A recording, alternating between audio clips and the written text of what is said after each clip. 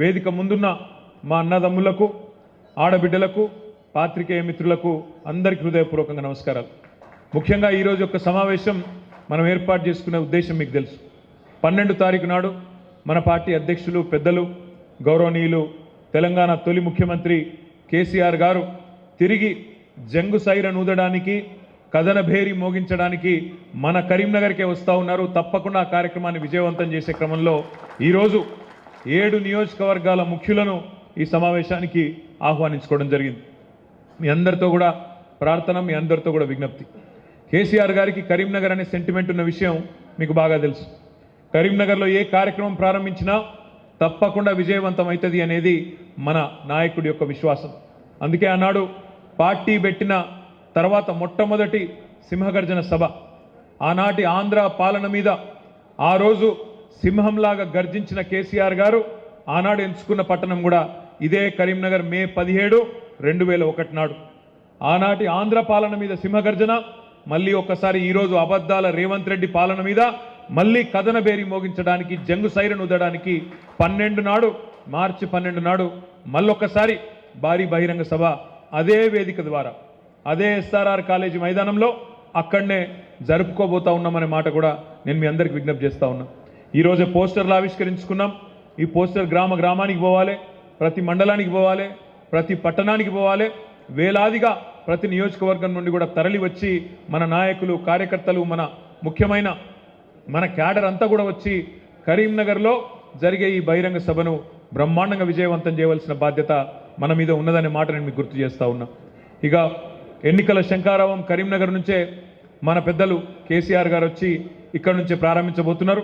ముఖ్యంగా వినోదన గురించి ఇప్పటికే చాలామంది సోదరులు కౌశిక్ రెడ్డి గారు కానీ, కమలాకర్ అన్న కానీ, బాలకృష్ణ అన్న కానీ అందరూ కూడా చాలా బ్రహ్మాండంగా వివరంగా చెప్పినారు. నేను మీ అందరితో ప్రార్థించేది ఒకటే, మీరు చూస్తున్నారు జరుగుతున్న రాజకీయ పరిణామాలన్నీ మీరు చూస్తూ ఉన్నారు. నిన్నగాక మొన్న భారత ప్రధానమంత్రి నరేంద్ర మోడీ గారు మన తెలంగాణకు వచ్చిండు. వచ్చి మరి ఆదిలాబాద్ పార్లమెంటుకు ఇంకో కాడికి వచ్చి ఏదో 2-3 కార్యక్రమాలకు శంకుస్థాపన లేచి హడావుడి చేసిపోయిండు. ఆ సందర్భంగా రేవంత్ రెడ్డి గారు మాట్లాడిన మాటలు మీరు విన్నారు.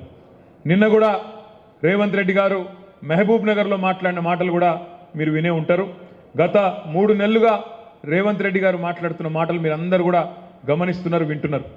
కానీ నాకైతే నిన్న అర్థం కాలేదు. మహబూబ్ నగర్లో ఆ భాషా ప్రయోగము, ఆ ఆవేశంతో ఊగిపోవడము, నోటికొచ్చిన మాటలు, అంటే అధికారంలో ఉండి కూడా ఇంత ఫ్రస్ట్రేషన్ ఎందుకో, ఇంత ఆగమాగం ఎందుకు అవుతుండో నాకైతే అర్థమవుతలేదు.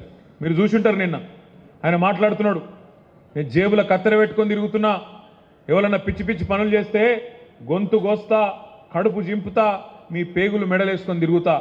ఇది ఒక ముఖ్యమంత్రి గారు మాట్లాడిన మాటలు. నిన్న మా ప్రభుత్వాన్ని ఏమన్నా చేస్తే మానవ బాంబులు అవుతామని మాట్లాడుతున్నాడు.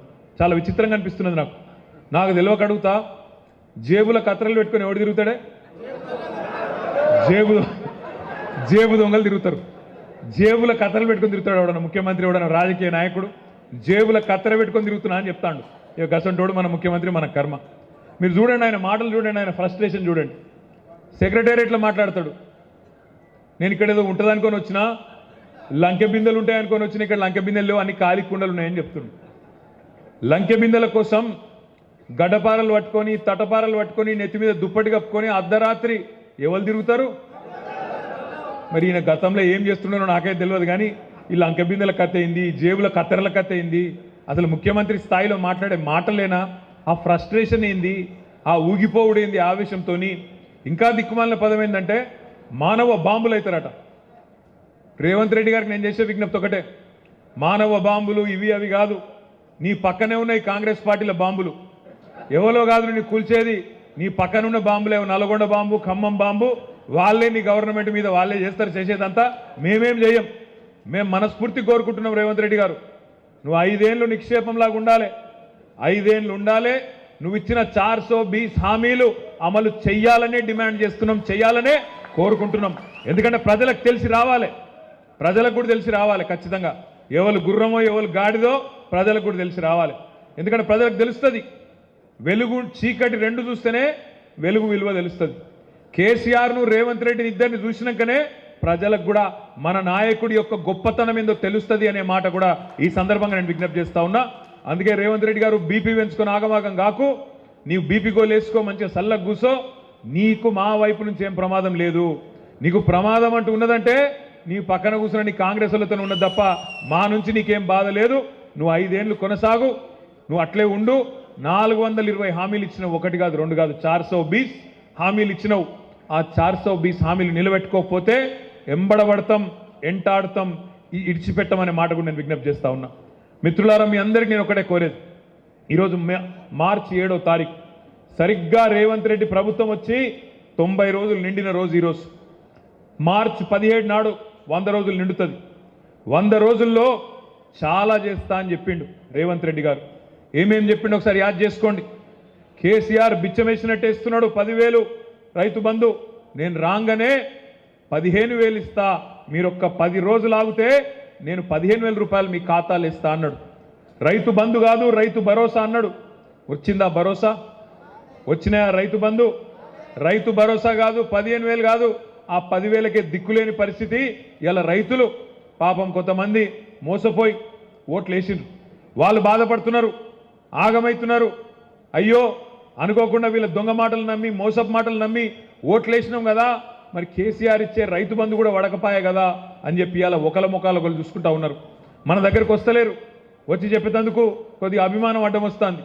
మరి ఓటేమో వాళ్ళకేస్తే మీ వీళ్ళని అడిగితే ఎట్లా అని చెప్పి కొద్దిగా పాపం కింద మీద అవుతా ఉన్నారు. వాస్తవం ఏంటి అంటే ఈ ముఖ్యమంత్రి గారికి ఈరోజు వరకు కనీసం రైతు బంధు ఇచ్చే ముఖం కూడా లేదు, రైతు బంధు ఇచ్చే తెలివి కూడా లేదు అనే మాట ఇలా గ్రామాన రైతులే చర్చ